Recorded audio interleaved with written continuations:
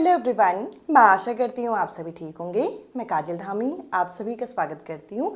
आज के सेशन में मैं आप लोगों के लिए सीटेट साइंस पेपर 2 की एनसीईआरटी सीरीज यहाँ पे कंटिन्यू करूँगी और आज इस सीरीज का है डे 5, जिसके अंदर हम बहुत इंपॉर्टेंट कॉन्सेप्ट यहाँ पे करने वाले हैं, जिसे आप रिफ्रैक्शन यानी कि अपवर्तन के नाम से जानते हैं।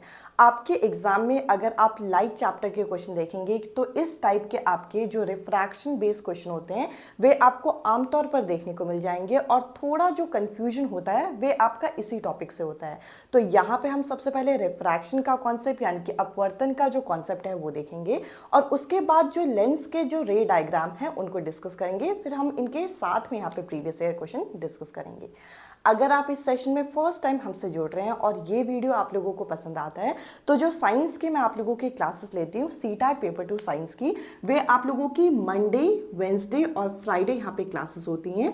इन डेज में आपको साइंस की क्लासेस यहाँ पे देखने को मिलेंगी। क्लासेस जो होती हैं वो रिकॉर्डेड मैनर में होती है, इस वजह से आप टेलीग्राम ग्रुप का लिंक जरूर ज्वाइन करिएगा, जो कि आपको कमेंट सेक्शन में पिन फॉर्म में मिल जाएगा। साथ ही साथ इस जो वीडियो सीरीज की जो प्लेलिस्ट है वो भी मैंने वहाँ पे पिन कर दी है, आपको वो चीज़ भी यहाँ पे मिल जाएगी। तो आप इन सीरीज में स्टार्टिंग से कंटिन्यू रह सकते हैं और अगर आप नेक्स्ट सीटेट एग्जाम की तैयारी कर रहे हैं तो ये सीरीज आपके लिए बहुत बेनिफिशियल होगी, जिसमें हम कंटेंट के साथ साथ प्रीवियस ईयर क्वेश्चन डिस्कस करेंगे।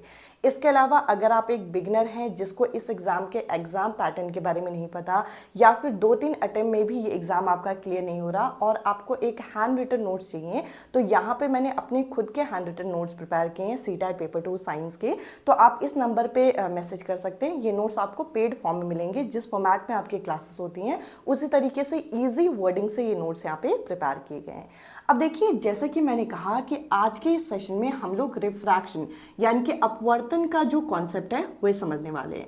अगर मैं आपसे कहूं कि ये जो रिफ्रैक्शन है इसे आप सिंगल वर्ड में क्या कहेंगे, तो सिंगल वर्ड में अगर हम एक शब्द में बताना चाहें कि रिफ्रैक्शन क्या होता है, तो रिफ्रैक्शन बताता है कि लाइट जो है कितना आपकी बेंट होगी, कितनी आपकी जो प्रकाश की किरण है वे आपकी बेंट होगी, वो आपका रिफ्रैक्शन बताता है।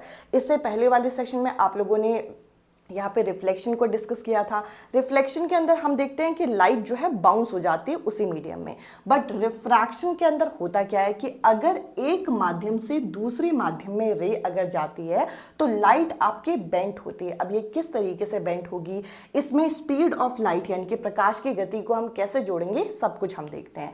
यहाँ पे मैंने लिखा है विरल और यहाँ पे लिखा है सदन, यानी कि रेयरर और डेंसर मीडियम की हम बात कर रहे हैं। रेयरर मीडियम में हम यहाँ पे एयर को ले लेते हैं और डेंसर मीडियम में हम यहाँ पे वाटर को ले लेते हैं। तो ए से जो है वो एयर है, डब्ल्यू से जो है वाटर है। अब देखिए, अगर मैं यहाँ पे इस केस में एक रेयरर मीडियम की बात करूँ, विरल माध्यम कौन सा होता है, जो थोड़ा हल्का होता है, और डेंसर मीडियम जो उसके कंपैरिजन में थोड़ा भारी होगा। अब अगर कोई रे ऑफ लाइट जो है रेयरर मीडियम से इस तरीके से निकली तो देखिए यहां तक इसमें कोई भी चेंज नहीं आएगा। अगर यहाँ पे मान के चलिए कि एयर जो है इस जगह पर भी एयर ही होता तो ये रे ऑफ लाइट कैसे निकलती, सीधी निकलती। पर हम यहाँ पे देख रहे हैं कि इस पॉइंट के बाद यहाँ पर मीडियम जो है, माध्यम जो है वो बदल रहा है। यहाँ पे विरल से ये कैसा हो रहा है, सधन हो रहा है, यानी कि रेयरर से डेंसर मीडियम में एंटर कर रहा है। अब आपको एक कॉन्सेप्ट यहाँ पे बहुत अच्छे से पता होना चाहिए कि अगर कोई रे ऑफ लाइट जो है वो आपका रेयरर मीडियम से डेंसर मीडियम में जाएगी तो ये जो मैंने बीच में डॉटेड लाइन बना रखा है ये क्या है, ये है नॉर्मल का। तो ये आपका टूवर्ड्स नॉर्मल इस तरीके से यहाँ पे बेंट होती है, ये इस तरीके से आपको बेंट होते हुए दिखाई पड़ेगी। तो आई होप ये आपको यहाँ तक क्लियर हो गया होगा। अब इसके अलावा अगर हम दूसरा केस देखें, दूसरे केस में अब यहाँ पे है आपका वाटर और यहाँ पे है क्या, एयर। तो यानी कि इस बार हमने माध्यम जो है, मीडियम जो है वो बदल दिए हैं। जैसे कि फॉर एग्जांपल ये अब आ गया है डेंसर और ये आ गया है आपका रेयरर मीडियम, यानी कि ये जो सदन माध्यम था उसको हमने ऊपर कर दिया और ये जो विरल माध्यम है उसको मैंने नीचे कर दिया। तो रे ऑफ लाइट देखिए यहाँ से यहाँ तक आने में तो कोई इसमें फर्क आएगा नहीं, क्योंकि एक ही मीडियम में चल रहा है, पानी पानी है। पर यहाँ पे मान के चलिए कि ये माध्यम भी अगर पानी होता तो ये सीधी इस तरीके से निकल निकलती, इसमें कोई चेंज नहीं होता। बट नीचे जो है, नीचे आपका विरल माध्यम है यानी कि रेयर मीडियम है, तो ऐसे केस में रे ऑफ लाइट जो है अवे नॉर्मल यानी कि नॉर्मल से दूर आपका बेंड हो जाती है। अब ये तो आपका पहला कॉन्सेप्ट हो गया जो कि आपको याद रखना है कि रे ऑफ लाइट यानी कि जो प्रकाश की किरण है कभी भी विरल माध्यम से, रेयर मीडियम से अगर डेंसर मीडियम में जाएगी तो टूवर्ड्स नॉर्मल यानी कि नॉर्मल की तरफ यहाँ पे बेंड होगी। और अगर कोई रे ऑफ लाइट जो है यहाँ पे वाटर यानी कि डेंसर मीडियम से रेयर मीडियम में जाएगी तो ये अवे नॉर्मल ये यहाँ पे बेंड होगी। अब आप कहेंगे कि इसका कारण क्या होता है? इसका कारण होता है इनकी स्पीड ऑफ लाइट का, यानी कि जो अगर यहाँ पे हम देखें तो प्रकाश की जो किरण होती है उसकी स्पीड होती है अपनी अपनी अलग अलग मीडियम में, और ये माना गया है, इस कॉन्सेप्ट को आप अलग से यहाँ पे नोट करिएगा, इससे बहुत सारे क्वेश्चन यहाँ पे पूछे गए हैं। जब कभी भी रे ऑफ लाइट जो है रेयर मीडियम से डेंसर मीडियम में जाएगी, कहां से कहां जाएगी? रेयर मीडियम से डेंसर मीडियम में जाएगी, तब इस केस में क्या होता है? इस केस में स्पीड ऑफ लाइट जो है वे आपकी यहां पे कम हो जाती है। स्पीड ऑफ लाइट क्या हो जाती है? कम हो जाती है, और इस वजह से ये आपका टूवर्ड्स नॉर्मल जो है ये आपका बेंड होती है। तो आपको ये पता होना चाहिए कि स्पीड ऑफ लाइट कौन से मीडियम में कम होगी? जो मीडियम आपका डेंसर होगा। डेंसर मीडियम में जाते हुए स्पीड ऑफ लाइट क्या होती है? वो होती है कम। और अगर यही चीज हम रिवर्स कर दें कि अगर कोई रे ऑफ लाइट जो है अगर डेंसर मीडियम से यानी कि सघन माध्यम से विरल माध्यम की तरफ जाएगा, तब इस केस में क्या होगा? इस केस में स्पीड ऑफ लाइट जो होती है वे आपकी यहाँ पर क्या होती है? वे आपकी यहाँ पे ज्यादा होती है, मतलब बढ़ जाती है। और जब रे ऑफ लाइट अगर हम देखें तो ये अवे नॉर्मल यहाँ पे बेंड होते हैं। तो ये कॉन्सेप्ट आपको यहाँ पे पता होना चाहिए, बहुत इंपॉर्टेंट है। बहुत सारे क्वेश्चन आपके इस दो कॉन्सेप्ट को मर्ज करके पूछे गए हैं। अब इसके अलावा आपने प्रीवियस ईयर पेपर अगर देखे होंगे या फिर अगर आप फ्रेशर हैं तो शायद ना भी देखे हों, आप लोगों से एक क्वेश्चन पूछा जाता है कि एक मछुआरा है जो कि इस जगह पे ऐसे ऊपर खड़ा है, मतलब जमीन के ऊपर खड़ा है, और यहाँ पर है पानी। अब इसे क्या करना है? इसे एक मछली को भेदना है, और उसके लिए क्या करेगा? वो चारा डालेगा। तो यहाँ पर उसे मछली जो है इस जगह पर दिख रही है, तो यहाँ मतलब ऊपर से देखने में मछली इस जगह पर दिख रही है, तो उसे निशाना कहाँ पर मारना चाहिए? ये क्वेश्चन पूछा जाता है। इस कॉन्सेप्ट को समझने के लिए मैं आप लोगों के सामने एक पेंसिल वाली एक्टिविटी डिस्कस करती हूँ जो हमें क्लास 10th में कराई भी गई थी, और इनफैक्ट आप घर में भी करके देख सकते हो। घर में कैसे करके देख सकते हो कि एक कांच का ग्लास लीजिए, उसमें क्या करिए? उसमें एक पेंसिल डाल दीजिए। अब पेंसिल को जब आप डालते हो, पेंसिल डालने के बाद कुछ इस तरीके से दिखाई पड़ती है, यानी कि ऐसा लगता है कि जिस पॉइंट से पेंसिल पानी के अंदर गई है उस पॉइंट से पेंसिल जो है मुड़ गई है। ये तो आपने देखा ही होगा, और इनफैक्ट अगर नहीं भी देखा तो घर में आप करके देख सकते हैं। बट मेरे एक सवाल का जवाब दीजिए, ये पेंसिल मुड़ी हुई हमें दिखाई पड़ती है, ये आपकी इस तरीके से विजिबल होती है, पर ऐसा असल में नहीं है कि पेंसिल टूट गई। क्यों? क्योंकि पेंसिल तो इसी तरीके से आपका पानी के अंदर रही होगी। तो कहने का मतलब क्या है कि जो चीज आपको यहां पर दिखाई पड़ रही है वो असल में कहां पे? यहां पे। इस कॉन्सेप्ट को समझिएगा। ये मछली वाले कॉन्सेप्ट को याद रखने के लिए आपको पेंसिल वाला कॉन्सेप्ट यहां पे याद रखना है कि जैसे आप एक कांच का ग्लास ले रहे हैं, उसमें आपने पानी डाला, उसके ऊपर आपने पेंसिल डाल दी, तब आपको दिखेगा कि जिस पॉइंट से वो पानी के अंदर एंटर हो रही है, ऐसा लगेगा वहां से ना थोड़ी टेढ़ी हो गई, और इस तरीके से आपको यहाँ पे दिख रही होगी। तो इस केस में आप अगर देखेंगे तो असल में आपको दिख ऐसा रहा है, बट वो पेंसिल टूटी नहीं है। वो पेंसिल आपकी इस तरीके से होगी, जैसे आप निकालोगे वो पेंसिल सीधी हो जाएगी। सिंपल सी बात है, जो चीज आपको यहाँ पर दिख रही है वो कहाँ पर है? वो आपका इस पोजीशन में रखी हुई है। तो सिंपल सी बात है कि एक मछुआरे को जो आपकी यहाँ पे मछली इस जगह पर दिखाई पड़ रही है वो कहाँ पे होगी? वे आपका थोड़ा नीचे होगी, इस जगह पर होगी। सिंपल सी बात है कि एक रे ऑफ लाइट जो है वे आपका इस तरीके से हल्का सा बेंड होती है। तो यहां पर आपको ये समझना होगा कि जो पेंसिल के केस में हम लोगों को ये पेंसिल थोड़ी ऊपर दिखाई पड़ रही थी, वे आपकी थोड़ी नीचे थी, और सेम यही चीज आपका मछली के साथ भी होता है। तो मछुआरे को इस जगह पर नहीं मारना, इस जगह पे नहीं मारना, मछुआरे को भेदने के लिए जो स्टोन है वो इस जगह पे मारना होगा ताकि मछली जो है वो मर जाए। तो आई होप ये कॉन्सेप्ट और ये वाले कॉन्सेप्ट आपको यहाँ पे क्लियर हो गए होंगे। अब मैं आगे बढ़ती हूँ। यहाँ पे हम लोगों को एक एक्टिविटी बताई जाती है जो कि है ग्लास स्लैब की। अब ये ग्लास स्लैब की एक्टिविटी क्या है? इस एक्टिविटी की मदद से हम रिफ्रैक्शन के दोनों ही कॉन्सेप्ट को एक साथ मर्ज कर पाते हैं। आई होप ये मछली वाला कॉन्सेप्ट कि मछली को भेदने के लिए अगर मछली यहाँ दिख रही है तो हमें यहाँ क्यों मारना चाहिए, ये आपको क्लियर हुआ होगा इस पेंसिल वाले केस से, क्योंकि पेंसिल यहाँ दिख रही है पर पेंसिल असल में यहाँ पे है। अब अगर मैं इस केस को आप लोगों के साथ ड्रॉ करूँ तो देखिए ये आपको दिख रहा होगा कि ये हवा है तो ये रेयर मीडियम होगा, ये कांच का ग्लास है तो ये आपका डेंसर मीडियम होगा, यानी कि जो ये आपका सघन माध्यम होगा, और ये फिर से आपका रेयर मीडियम। ये तो आपको क्लियर है। और अभी हमने डिस्कस किया कि रेयर मीडियम से डेंसर मीडियम में जब रे ऑफ लाइट जाती है तब उसके साथ यहाँ पे क्या होता है, तब वो टूवर्ड्स नॉर्मल यहाँ पे बेंड हो जाती है। तो रे ऑफ लाइट जो ऐसे जानी चाहिए थी वे आपका थोड़ा सा अंदर की तरफ बेंड होगी, इस तरीके से जाएगी। ये थोड़ा सा मेरे टेढ़ा बन गया, इस चीज को आप देख लीजिएगा कि आपको ये सीधा इस तरीके से यहाँ पे बनाना है। तो मैंने ये चीज यहाँ पे ड्रॉ कर दी, पर इसे जाना कैसे चाहिए था? इसे जाना इस तरीके से सीधे चाहिए था। अब ये इस पॉइंट तक पहुंच गई है। अब ये कहां से कहां जा रही है? अब ये आपका सघन माध्यम से विरल माध्यम में जा रही है, यानी कि डेंसर मीडियम से रेयर मीडियम में जा रही है। तो ये क्या करेगी? ये आपका अवे नॉर्मल बेंड होगी। तो अवे नॉर्मल जब ये बेंड होगी तो ये एक दूसरे के पैरेलल आ जाते हैं। तो ये जो रिफ्रैक्शन का जो पूरा कॉन्सेप्ट है ये आप बेसिकली कोई रे ऑफ लाइट यहाँ पे पास करके इस तरीके से दिखा सकते हैं। तो आपके एग्जामिनर जो क्वेश्चन आपसे पूछते हैं सबसे पहले तो ये पूछेंगे कि अगर एक ray of light rare medium से डेंसर मीडियम में जा रही है या डेंसर मीडियम से रेयर मीडियम में जा रही है तो कहाँ बेंड होगी, ये पूछेंगे। इसके बाद ये पूछेंगे कि एक रे ऑफ लाइट अगर रेयर मीडियम से डेंसर मीडियम में जा रही है या फिर डेंसर मीडियम से रेयर मीडियम में जा रही है तो इसके स्पीड ऑफ लाइट में क्या फर्क पड़ेगा। तो आपको पता होना चाहिए इस केस में कम हो जाएगी और इस केस में आपकी ज्यादा हो जाएगी, मतलब स्पीड ऑफ लाइट जो होती है वे बढ़ जाती है। इसके अलावा ये जो यहाँ पे फिश वाला केस था वो आपको पेंसिल वाले केस से रिलेट करके देखना है, आपको याद रखने के लिए कि आपको कौन सा ऑप्शन यहाँ पे चेक करना है। और दोनों ही केस में क्या हो रहा है, दोनों ही केस में एक मीडियम से दूसरी मीडियम में जब चीजें जाती हैं तो रिफ्रैक्शन होता है, अपवर्तन होता है। आई होप यहाँ तक का कॉन्सेप्ट आपको क्लियर हुआ होगा। अब मैं आप लोगों के साथ लेंस के जो रे डायग्राम है वो डिस्कस करती हूँ, फिर हम इन दोनों टॉपिक के जो प्रीवियस ईयर क्वेश्चन है यहाँ पे कंबाइन करेंगे।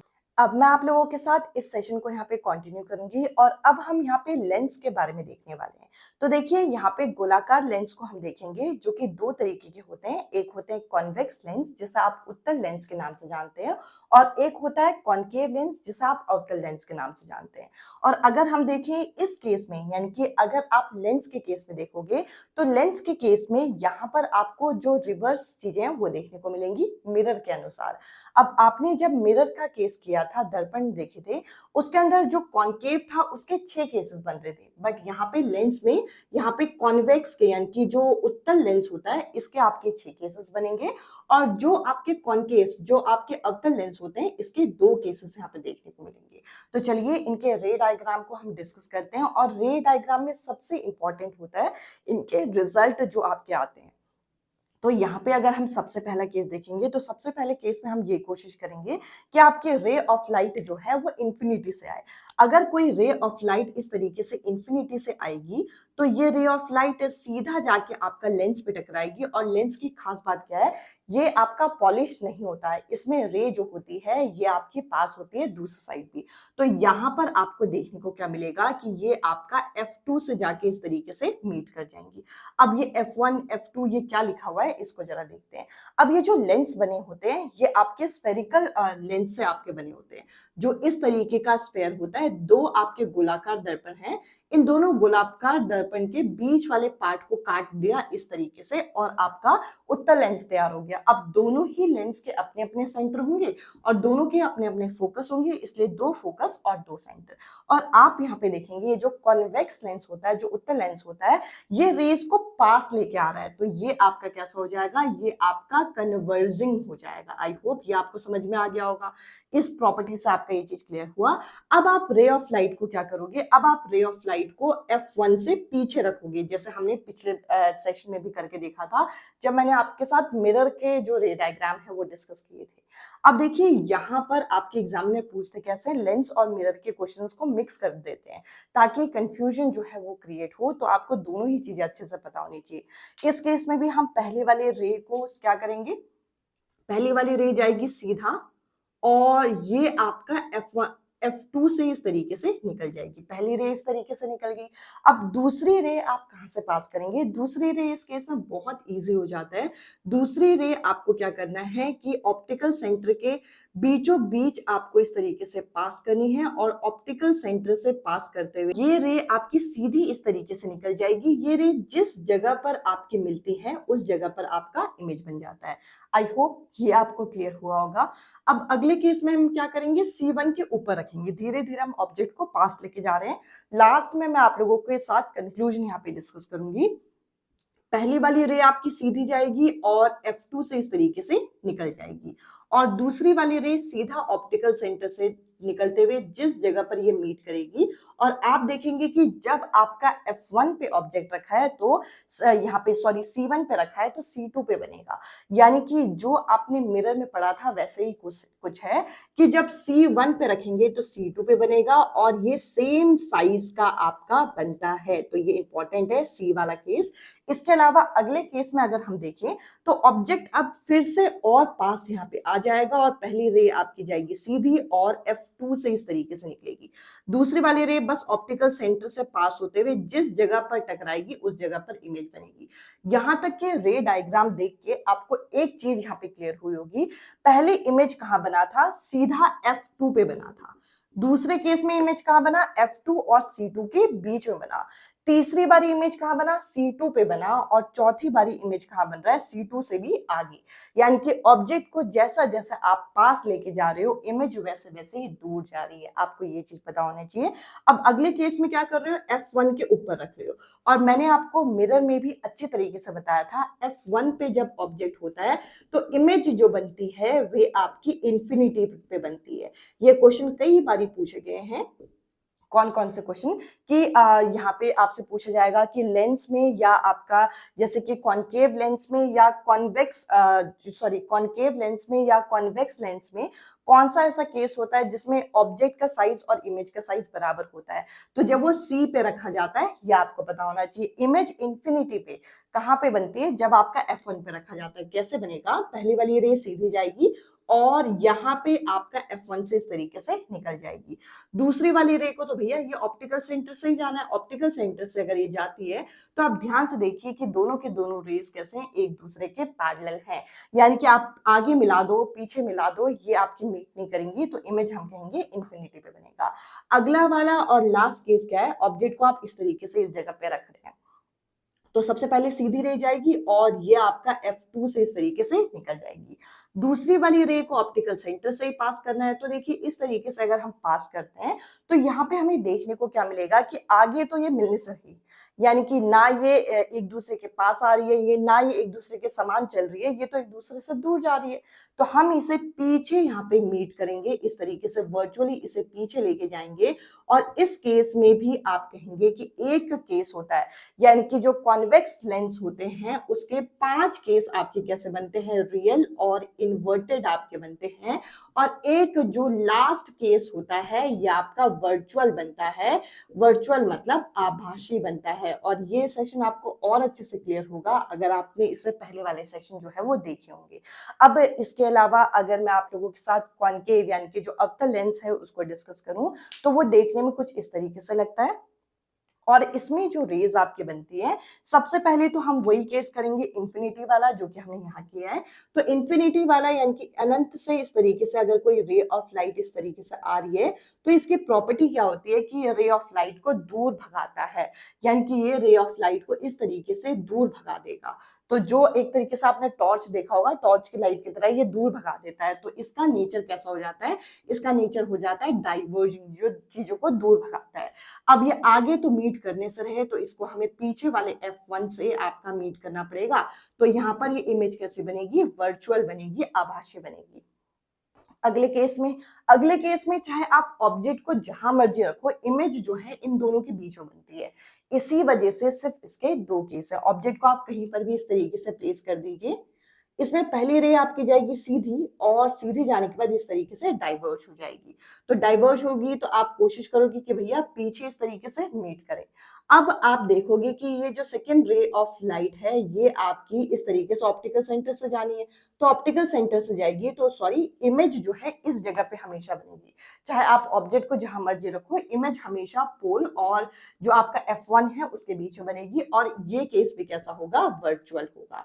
तो आपको समझने वाली बात क्या है, जब आप मिरर पढ़ते हैं, मिरर में कॉन्केव मिरर यानी कि जो अवतल मिरर होते हैं उसके 6 केसेस होते हैं, 5 रियल और 1 वर्चुअल।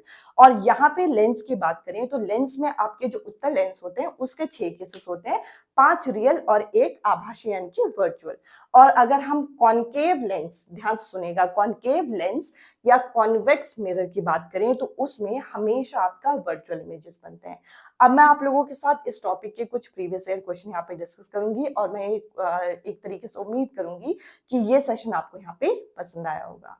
अब मैं आप लोगों के साथ कुछ प्रीवियस ईयर क्वेश्चन यहाँ पे डिस्कस करूंगी। तो देखिए पहला क्वेश्चन हमारे सामने है कि वायु का जो बुलबुला होता है ये पानी के अंदर किसकी तरह कार्य करता है, यानी कि जो एयर का बबल होता है ये वाटर के अंदर किसकी तरह बिहेव करता है। तो देखिए अगर हम वाटर के अंदर एयर का बबल देखते हैं तो ये जो एयर का आपका बबल होता है, क्योंकि इनके मीडियम में फर्क होता है, इस वजह से ये इसकी तरह इस शेप में आ जाता है, जो कि आपका होता है कॉन्केव लेंस यहाँ पे।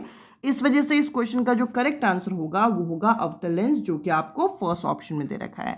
आई होप ये क्वेश्चन आपको क्लियर हुआ होगा। अब देखिए नेक्स्ट क्वेश्चन हम लोगों के सामने, हम लोगों को बता रखा है कि इसके अंदर हम लोगों को एक कॉन्केव मिरर, कॉन्केव लेंस, इसके अलावा कॉन्वेक्स मिरर और कॉन्वेक्स लेंस जो है वो दे रखा है। यानी कि आपको यहाँ पे अवतल दर्पण, इसके अलावा अवतल लेंस, उसके अलावा उत्तल दर्पण और उत्तल लेंस आपको प्रदान किए गए। अगर आपको यहाँ पर एनलार्ज इमेज जो है वो आपको प्राप्त करनी है, तो एनलार्ज इमेज जो है इनमें से किस केस में आप लोगों की आएगी, ये हमसे यहाँ पे पूछ रखा है। तो देखिए अगर हम एनलार्ज इमेज की बात करें, एनलार्ज होती है जब चीज़ें आपकी बहुत ज़्यादा बड़ी हो जाती हैं। तो अगर आप लोगों ने कॉन्केव मिरर का केसेस पढ़े हैं तो कॉन्केव मिरर में आपको पता है कि टोटल 6 केसेस होते हैं, और 6 केसेस में धीरे धीरे जो इमेज का साइज होता है वे आपका लार्ज होता रहता है जैसे जैसे आप मिरर के पास जाते हो। और यही चीज आपको कॉन्वेक्स लेंस में भी देखने को मिलता है कि इसके भी टोटल 6 केसेस होते हैं, और 6 केसेस में जैसे जैसे ऑब्जेक्ट पास जाता है वैसे वैसे इमेज जो है वो आपकी एनलार्ज होती रहती है, बड़ी होती रहती है। ये मैंने आपके साथ डिस्कस किया था। तो इस हिसाब से हम लोगों को पता है कि एक कॉन्वेक्स लेंस में तो आपकी एनलार्ज इमेज होगी पर कॉन्केव लेंस में नहीं होगी, तो ये ऑप्शन यहाँ से कट गया। कॉन्केव मिरर में होगा पर कॉन्वेक्स मिरर में यहाँ पे नहीं होगा। कॉन्वेक्स मिरर में 2 ही केसेस होते हैं। इसके अलावा कॉन्केव मिरर में होगा पर कॉन्केव लेंस में नहीं होगा। तो यहाँ पे आपका सही कॉम्बिनेशन जो बैठेगा वो बैठेगा आपका डी ऑप्शन में। इसके अलावा नेक्स्ट क्वेश्चन हम लोगों के सामने, जिसमें बोल रखा है कि एक मीडियम है, medium A is optically denser. Medium ए जो है वो यहाँ पे अधिक सघन है मीडियम बी से। तो आपको यहाँ पे बताना है which of the following statement is true. तो यहाँ पे हम लोगों को बोल रखा है कि एक मीडियम है ए और एक मीडियम है बी, और जो मीडियम ए है वे आपका है कैसा है, यह है आपका डेंसर और यह है आपका रेयरर।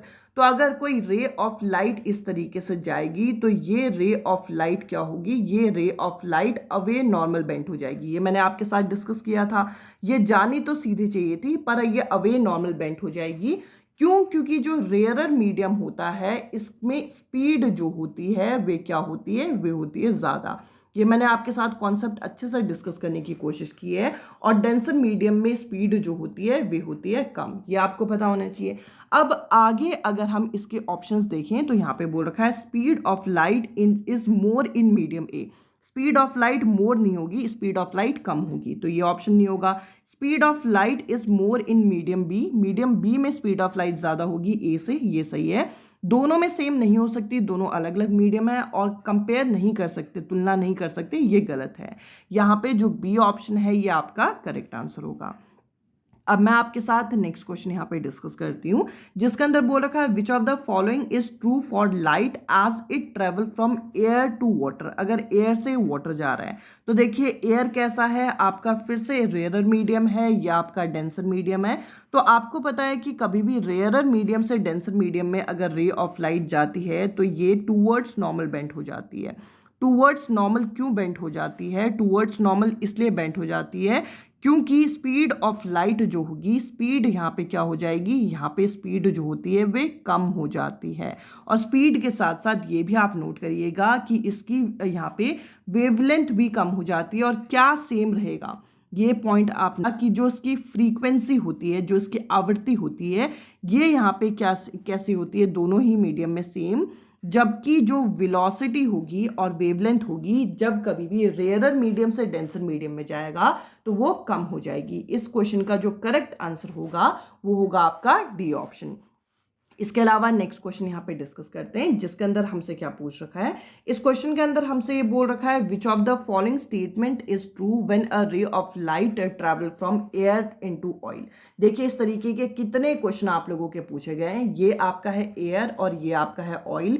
यानी कि सिंपल सी बात है कि एयर जो होगा ये आपका रेयरर मीडियम होगा, ये आपका डेंसर मीडियम होगा। इस क्वेश्चन को पूरा लिखने से पहले मैं आपको बता देती हूँ, स्पीड ऑफ लाइट जब डेंसर मीडियम में जाती है तो कम हो जाती है और ये आपका टूवर्ड्स नॉर्मल यहाँ पे बेंट होती है। तो स्पीड ऑफ लाइट जो होगी वो आपका डिक्रीज हो जाएगी और बेंट होगी टूवर्ड्स नॉर्मल। ये आपका करेक्ट आंसर होना चाहिए इस क्वेश्चन का। इसके अलावा नेक्स्ट ऑप्शन है स्पीड ऑफ लाइट इंक्रीज होगी, ये गलत है। स्पीड ऑफ लाइट इंक्रीज होगी, ये गलत है। स्पीड ऑफ लाइट डिक्रीज होगी, यहाँ तक सही है, पर बेंट होगी अवे नॉर्मल, ये यहाँ पे गलत है। तो इस क्वेश्चन का जो आपका पहला ऑप्शन है ये यहाँ पे करेक्ट आंसर है। आई होप ये क्वेश्चन और ये टाइप आपको अच्छे से क्लियर हो रहे होंगे। अब मैं आपके साथ नेक्स्ट क्वेश्चन यहाँ पे डिस्कस करती हूँ, जिसके अंदर हमसे बोल रखा है, यहाँ पे बोल रखा है identify the correct statement from the following. आपको अलग अलग स्टेटमेंट दे रखी है, इनमें से जो करेक्ट स्टेटमेंट है आपको वो पहचाननी है। अब सबसे पहले यहाँ पे बोल रखा है जो कॉन्वेक्स मिरर होगा, कॉन्वेक्स मिरर आपका रियल इमेज बनाता है, ये रियल इमेज नहीं बनाता, ये वर्चुअल इमेज बनाता है, यानी कि जो आभासी प्रतिबिंब होता है वे बनाता है। तो ये तो हो गया गलत।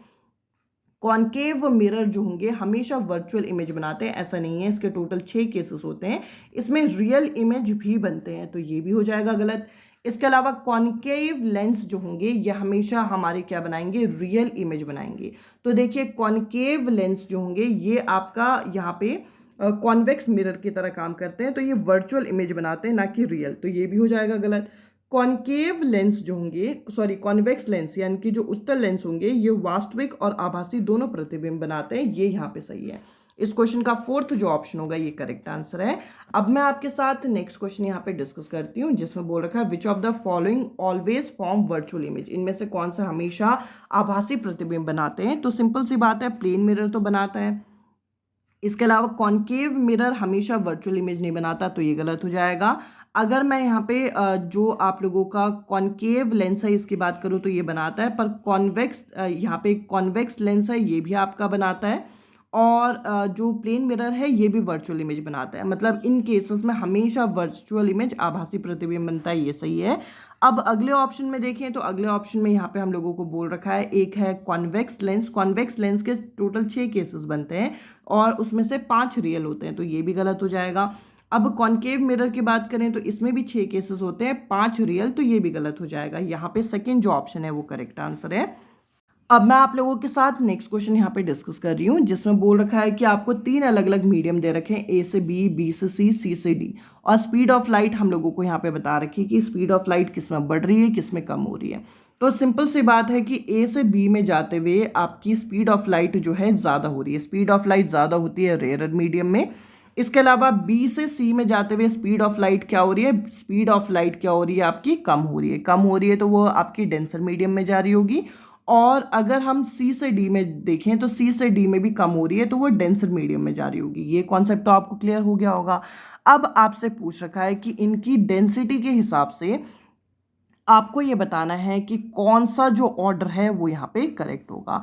तो देखिए सबसे पहले तो आपको इतनी चीज़ यहाँ पे क्लियर हो गई होगी कि ये आपके डेंसर मीडियम है। कौन से मीडियम? सी और डी आपका डेंसर मीडियम है, क्योंकि वहाँ जाते हुए स्पीड जो है वो कम हुई। तो सी और डी तो आपके डेंसर मीडियम है। और अगर हम ए और बी में कंपेयर करें तो ए और बी से बी जो है वो आपका रेयरर मीडियम है। तो सिंपल सी बात है कि बी जो है वो आपका सबसे लास्ट में आएगा, और सबसे लास्ट में आने वाला ऑप्शन है आपका फर्स्ट ऑप्शन। मैंने कैसे इस क्वेश्चन को किया, मैंने आपको बताया कि स्पीड ऑफ लाइट अगर ज़्यादा होती है तो वो आपका रेयरर मीडियम होता है, कम होती है तो वो डेंसर मीडियम होता है। तो आपको पता चल गया कि सी तो आपका डेंसर मीडियम है, डी आपका डेंसर मीडियम है, तो ये तो इसको साइड कर दीजिए। पर जब आप ए से बी में जा रहे हो तो ये रेयरर मीडियम है, तो इसकी डेंसिटी सबसे कम होगी, तो बी सबसे पीछे आना चाहिए। उसके बाद यहाँ पे आ जाएगा क्या, उसके बाद आ जाएगा सी, उसके बाद आ जाएगा डी, और यहाँ पे आ जाएगा ए। जो ये सीक्वेंस है हमें आपका फर्स्ट ऑप्शन में मिल रहा है। इसके अलावा नेक्स्ट और लास्ट क्वेश्चन आज के इस सेशन का, अब यहाँ पे बोल रखा है एक फिशरमैन है जो कि वाटर बॉडी के नियर खड़ा है और मछली को भेदने की कोशिश कर रहा है। और अगर हम देखें तो उसे यहाँ पे इनमें से कौन सा पॉइंट जो है वो कंसिडर करना चाहिए। यहाँ पे बोल रखा है he should hit above the apparent position. मैंने आपको बताया था पेंसिल आपकी दिखती किस तरीके से, पेंसिल दिखती इस तरीके से पर होती असल में इस तरीके से, यानी कि ये उसका एपरेंट पोजीशन है, ये उसका आभासी स्थिति है, पर उसे मारना कहाँ है, उसके नीचे मारना है। क्यों? क्योंकि असल में तो पेंसिल नीचे है। तो यहाँ पे आपका करेक्ट आंसर हो जाएगा सेकेंड ऑप्शन। इस तरीके से इस क्वेश्चन को यहाँ पे आप डील करेंगे। आई होप आज के सेशन आपको क्लियर हुआ होगा। आज के सेशन में इतना ही। अब मैं आपसे मिलती हूँ अगले सेशन में अगले टॉपिक के साथ। Bye bye, take care.